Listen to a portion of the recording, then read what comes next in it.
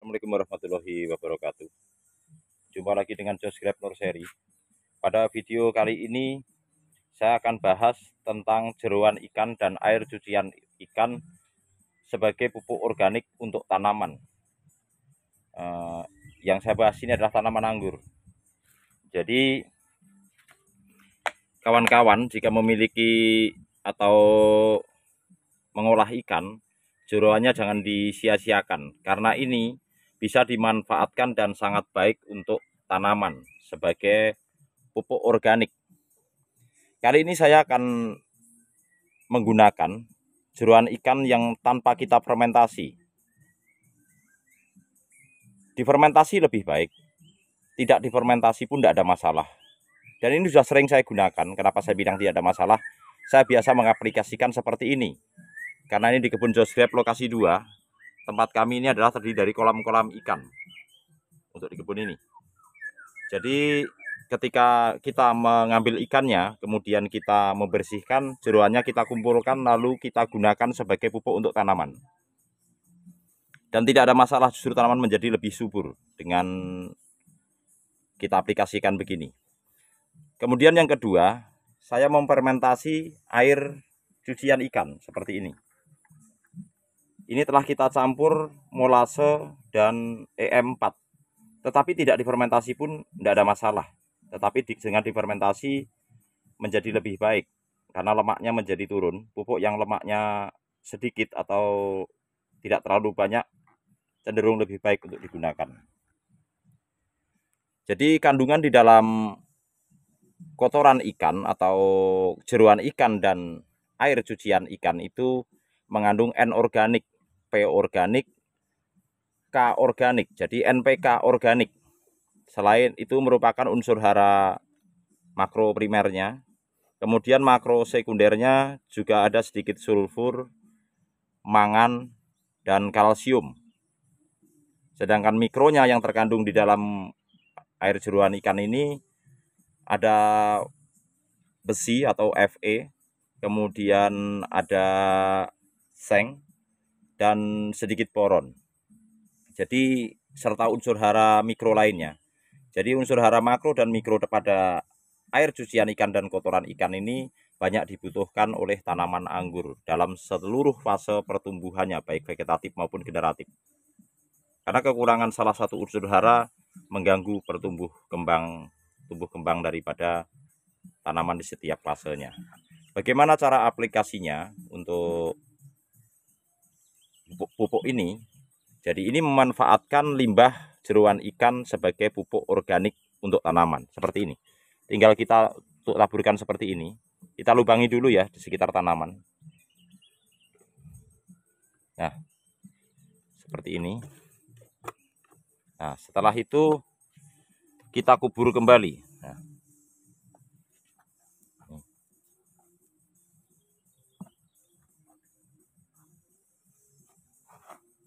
Nah, seperti ini. Nah, ya. Jadi ini jeroan ikan telah kita masukkan ke sekitar perakaran, kemudian kita kubur. Nanti akan terfermentasi sendiri karena kita menggunakan air cucian ikan yang sudah kita berikan larutan EM4 dan molase sebagai makanan bakterinya, EM4 sebagai bakteri yang starter untuk fermentasi. Ini kita siramkan seperti ini ke sekitar perakaran ya.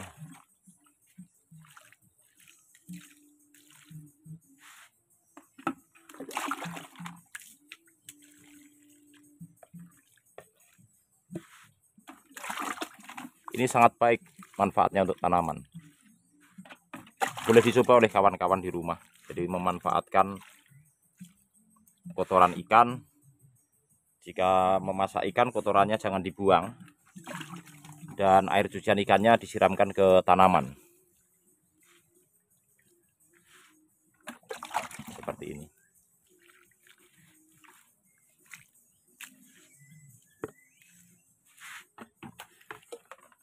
Nah,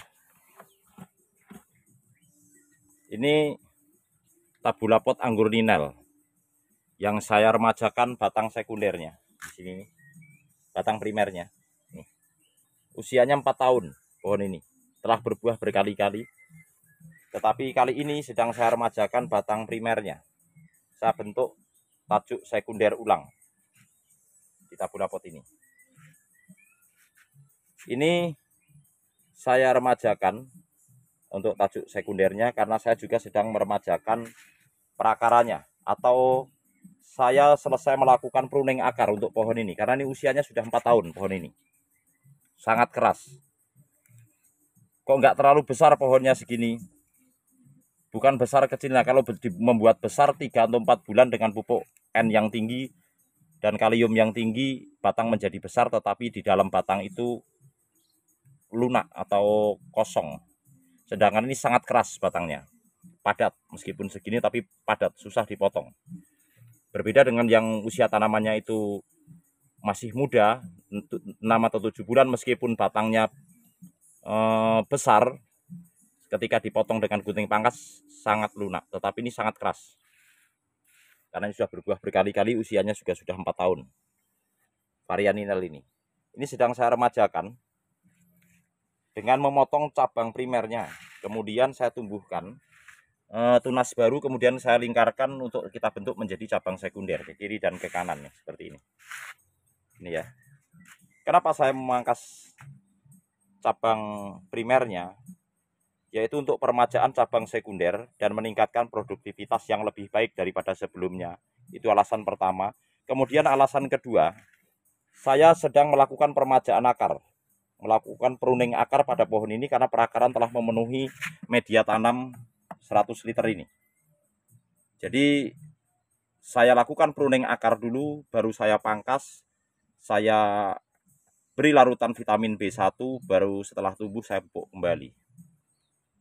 Jadi seperti itu, tabula pot itu tidak bisa dibiarkan begitu saja, karena perakaran akan penuh kalau usianya tanaman telah tua. Jadi kita harus melakukan pruning akar.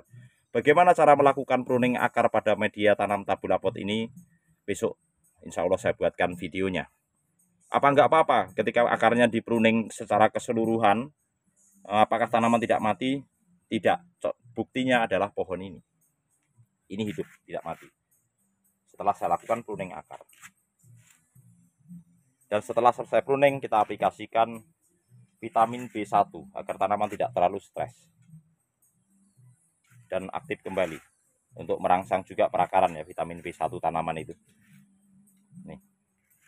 Jadi pada video kali ini saya membahas tentang manfaat kotoran ikan atau jeruan ikan dan air cucian ikan sebagai pupuk organik bagi tanaman anggur, di mana kandungannya adalah N organik, P organik, K organik, NPK organik, dan unsur hara mikro esensial serta makro sekundernya terdapat pada air cucian ikan dan jeruan ikan. Jadi sekaligus memanfaatkan limbah dari ikan untuk kita jadikan pupuk yang bisa dimanfaatkan untuk tanaman.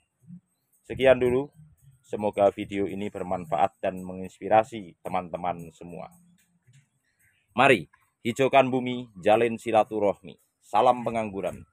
Semoga video ini bermanfaat dan menginspirasi kawan-kawan semua. Terima kasih. Wassalamualaikum warahmatullahi wabarakatuh.